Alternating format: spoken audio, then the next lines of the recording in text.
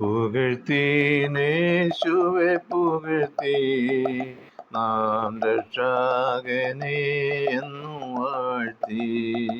പുകഴ്ത്തീനേശുവെ പുകഴ്ത്തി നാം രക്ഷകനെ എന്നു വാഴ്ത്തി. പുകഴ്ത്തീൻ പുകഴ്ത്തീൻ പുകഴ്ത്തീൻ വാഴ്ത്തി പുകഴ്ത്തി. പുകഴ്ത്തീൻ പുകഴ്ത്തീൻ പുകഴ്ത്തീൻ പുകഴ്ത്തീൻ വാഴ്ത്തി പുകഴ്ത്തി.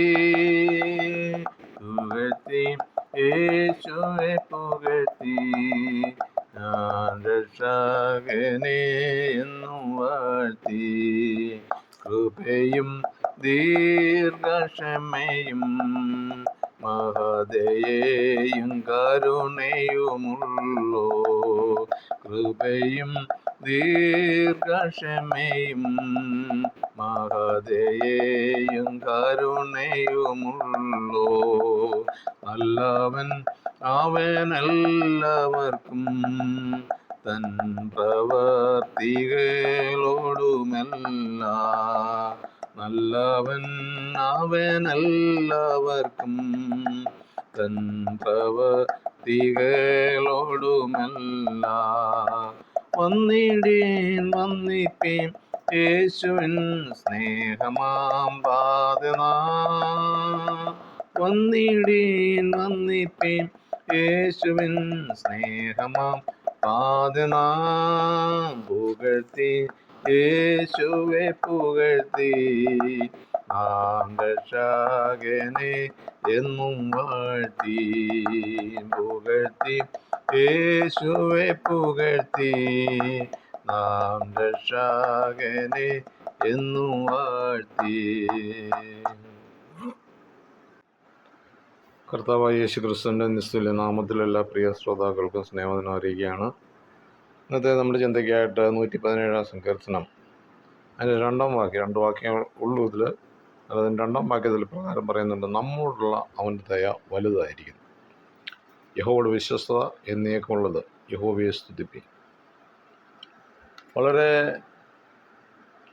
ചെറുതായിട്ടുള്ള ഒരു സങ്കീർത്തനമാണെങ്കിലും ഈ സങ്കീർത്തനത്തിനകത്ത് നിന്ന് അനേക കാര്യങ്ങൾ നമുക്ക് ഗ്രഹിക്കാൻ കാണാൻ സാധിക്കും.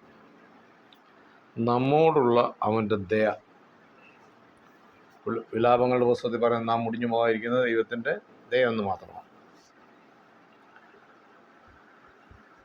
103 സങ്കീർത്തനത്തിൽ അനേക കാര്യങ്ങൾ അതിനെക്കുറിച്ച് പറയുന്നുണ്ട്.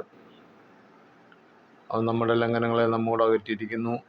അപ്പന് മക്കളോട് കരുണ തോന്നുന്ന പോലെ യഹോവയ്ക്ക് തൻ്റെ ഭക്തന്മാരോട് കരുണ തോന്നുന്നു. അവൻ നമ്മുടെ പ്രകൃതി അറിയുന്നല്ലോ, നാം പൊടിയെന്ന് അവൻ ഓർക്കുന്നു ഒക്കെയും പറഞ്ഞിട്ട് അതിന് 11 വാക്യത്തിൽ പറയുന്ന ആകാശം ഭൂമിക്ക് മീതെ ഉയർന്നിരിക്കുന്ന പോലെ അവൻ്റെ ദയ അവൻ്റെ ഭക്തന്മാരോട് വലുതായിരിക്കുന്നു. ഉദയം അസ്തമയത്തോട് അകന്നിരിക്കുന്ന പോലെ അവൻ നമ്മുടെ ലംഘനങ്ങളെ നമ്മോട് അകറ്റിയിരിക്കുന്നു.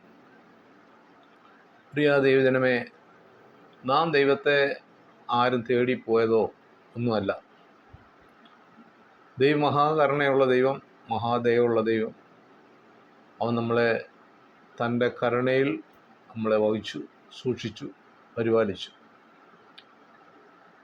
പർവ്വതങ്ങൾ മാറിപ്പോകും, കുന്നുകൾ നീങ്ങിപ്പോകും, എങ്കിലും എൻ്റെ ദയയും വിശ്വസ്തതയും നിന്നെ വിട്ടുമാറുകയില്ല എന്ന് ദൈവം നമ്മളോട് വാഗ്ദത്തം ചെയ്തിട്ടുണ്ട്.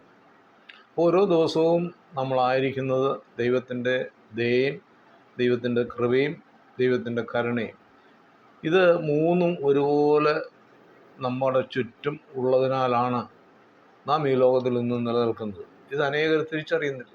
എൻ്റെ കഴിവുകൊണ്ടാണ്, എൻ്റെ മിടുക്കൊണ്ടാണ് ഞാൻ നടക്കുന്നതെന്നൊക്കെ പലപ്പോഴും ചിന്തിക്കാറുണ്ട്. ലാഭങ്ങളുടെ പുസ്തകത്തിൽ അതാണ് പറഞ്ഞിരിക്കുന്നത്. നാം മുടിഞ്ഞു പോകാതിരിക്കുന്നത് ദൈവത്തിൻ്റെ ദയയാണ്. അപ്പോൾ ഈ ദയയുള്ള ദൈവത്തെ, കരുണയുള്ള ദൈവത്തെ, മനസ്സലിവും ഒക്കെയുമുള്ള ഈ ദൈവത്തെ കണ്ടുമുട്ടുവാൻ നമുക്ക് ലഭിച്ചിരിക്കുന്ന ഈ വലിയ ഭാഗ്യത്തെ ഓർത്ത് നമുക്ക് ഇന്ന് പ്രഭാത സമയത്ത് കർത്താവിനെ സ്തുതിക്കാം.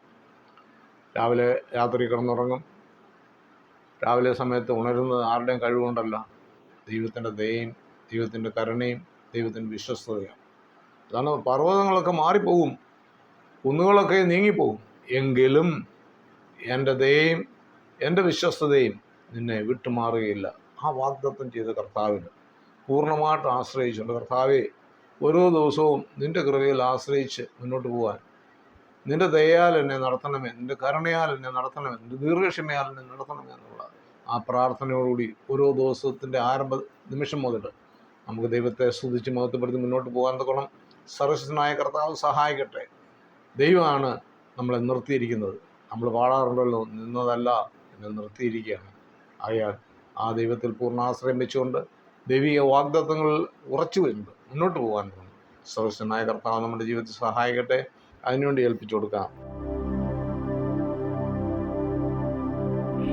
തിരുവചന ഭാഗങ്ങൾ തുടർന്ന് ലഭിക്കുവാൻ ഈ വീഡിയോ ലൈക്ക് ചെയ്യുക, ഷെയർ ചെയ്യുക, സബ്സ്ക്രൈബ് ചെയ്ത് സപ്പോർട്ട് ചെയ്യുക.